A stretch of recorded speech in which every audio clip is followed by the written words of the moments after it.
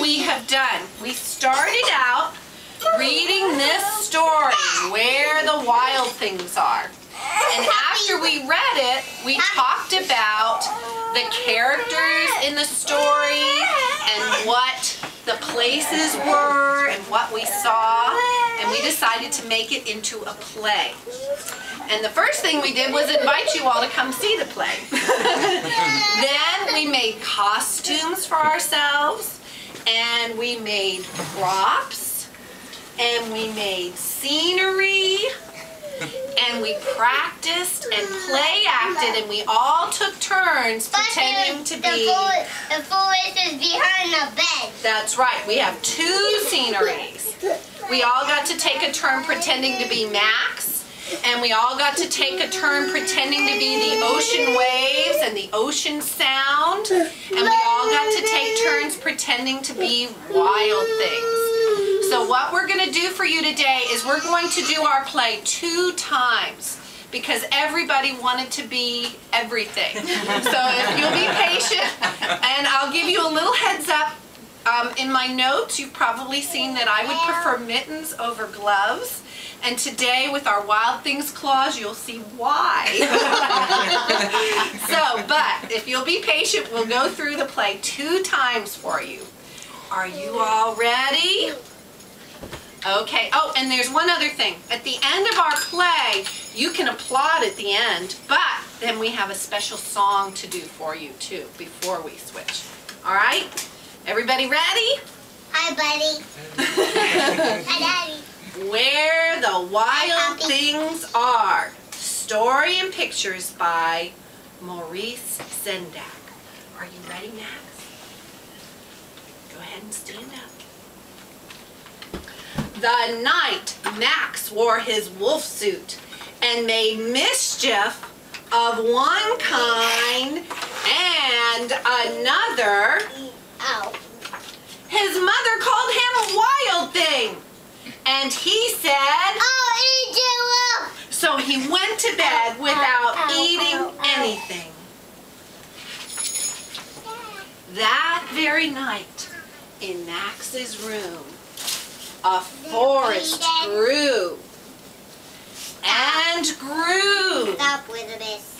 and grew until the ceiling hung with vines and the walls became the world all around. And an ocean tumbled by, ocean, with a private boat for Max. And he sailed off through night and day, and in and out of weeks, and almost over a year, to where the wild things are. And when he came to the place where the wild things are, they roared their terrible roars and gnashed their terrible teeth and rolled their terrible eyes and showed their terrible claws. Go on over. Till Max said, Be still! And tamed them with the magic trick of staring into their yellow eyes without blinking once. And they were frightened and called him the most wild thing of all and made him king of all wild things.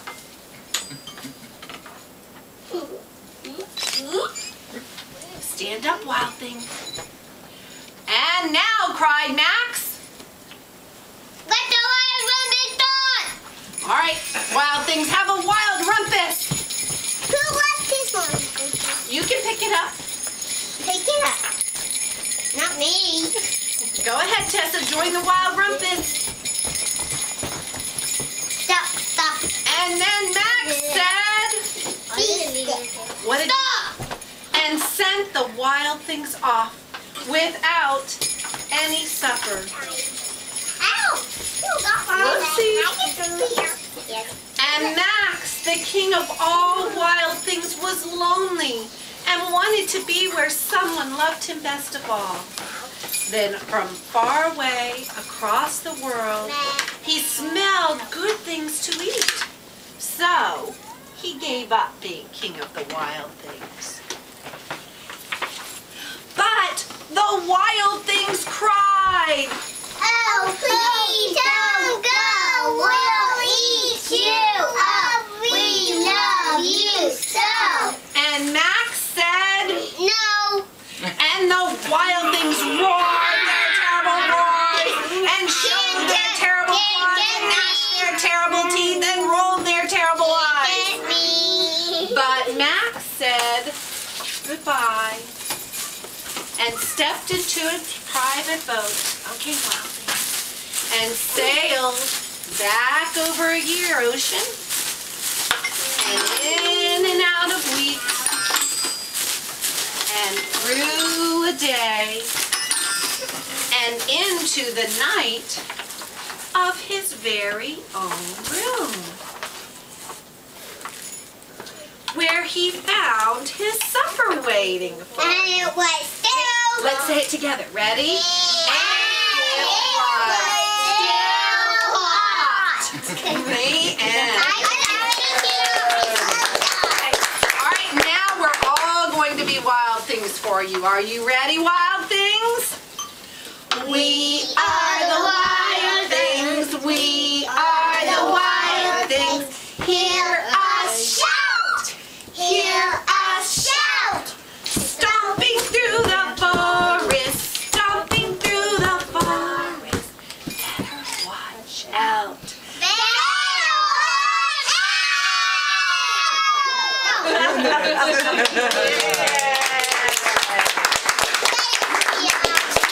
Alright, if you all will wait a couple minutes, we will swap parts and we'll be ready to do our second one in just a moment.